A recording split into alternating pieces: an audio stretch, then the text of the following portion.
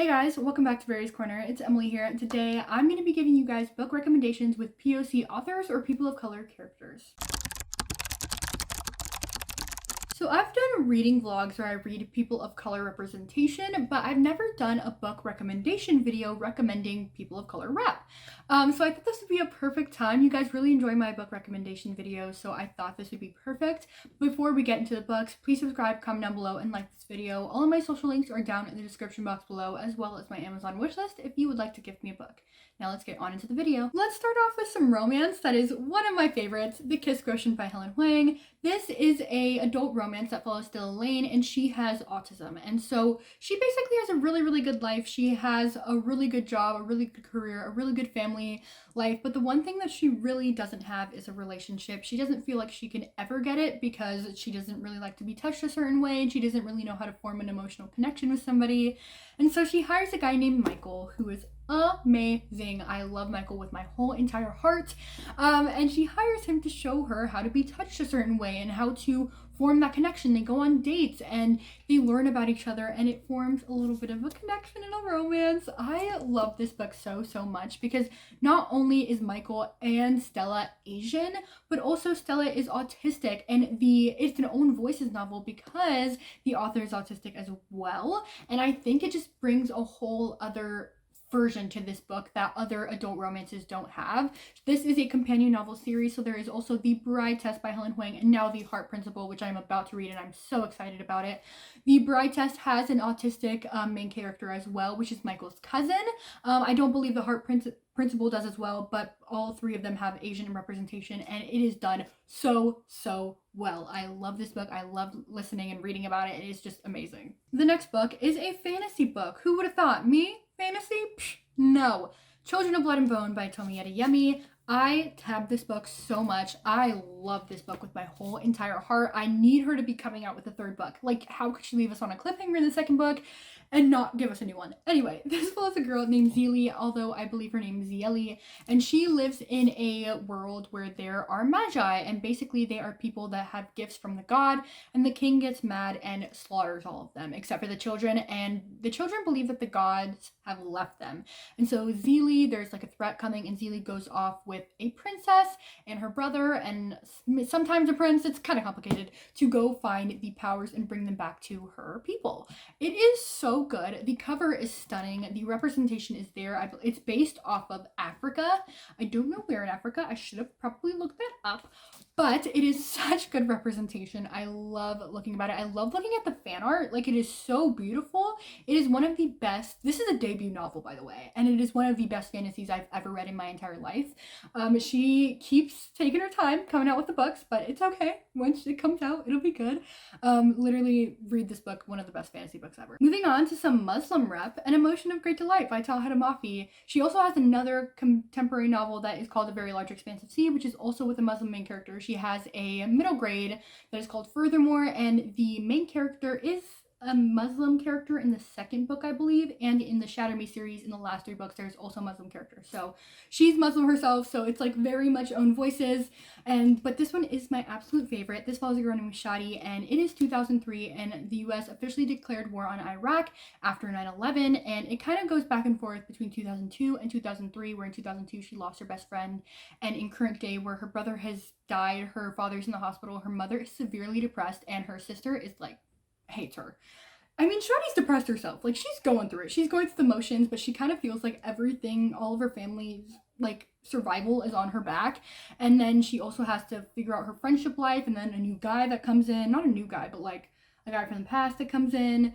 It is so amazingly good, and it is so short, but it is amazing. I give it a 5 to 5 stars. The ending will be like, what? I told her, like, when I met her in person at Y'all Fest, I met Talha Mafi, and I was like, I can't, like, how could you do that to us? With the ending, like, oh my gosh, I love you so much. And she said that this was one of her favorites, so Get it? Get it? Amazing, amazing Muslim rep. Okay, moving on to one of my favorite Hispanic representation novels ever.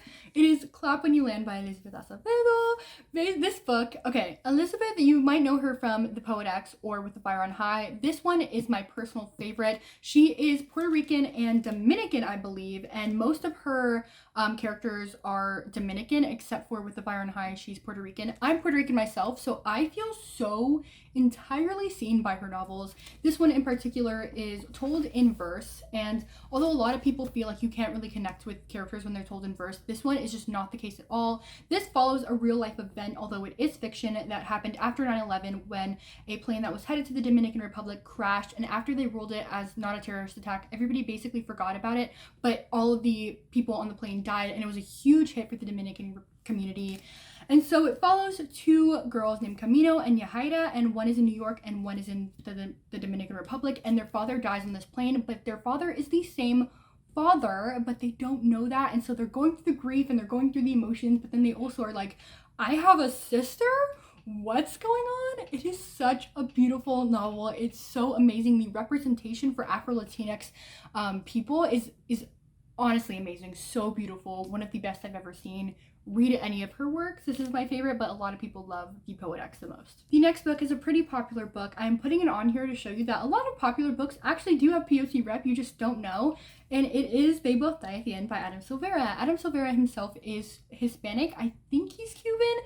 Don't quote me on that, but I know he's Hispanic. And this follows Mateo and Rufus, and basically they got the call from Death Cast, which basically means they're like, hey, I don't know when, but someday today you are going to die, and so you can go on this like app and you can spend the rest of your day with somebody else who is also going to die.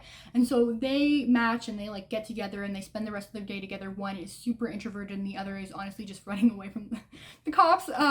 But basically I believe Mateo, okay, I'm not gonna say which one. One's Cuban and one's Puerto Rican. As I said, I'm Puerto Rican. Really love the representation. When I read it for the second time, I caught it. I would really love for Adam Silvera to speak more about his culture in his books, but I just really find it really cool. All of Adam Silvera's books has representation. This is just the one that I have found. The next book is Such a Fun Age by Kylie Reed. This follows an African-American lady named Amira, and she is a nanny, and she goes to the grocery store pretty late at night because something happens with the family, and a police officer comes up to her and says, like, you're trying to steal this baby, you kidnapped this white baby, and she's like, what's going on? I'm a nanny, because she's not in her usual nanny clothes, and some chaos ensues. But it also follows a girl named Alex, who is the mom of the child, and it kind of just shows the relationships, and it kind of shows how people are very ignorant, but also just their life and how everything works together. I think Amira's life is really, really crazy, and it kind of just follows them. It's a beautiful story. I don't really know how to explain it more than that, but it kind of just shows the prejudices and the ignorance of people in day-to-day life, even those who think that they mean well, that aren't really meaning well. But I really enjoyed this. I give it 4 stars. I truly think a lot of other people should read this book. Now let's talk about a book that I love with my whole heart. Red at the Bone by Jacqueline Woodson. I read this in December and absolutely fell in love with it. This is basically about an unexpected teenage pregnancy that pulls 2 families from different social classes together who are African American.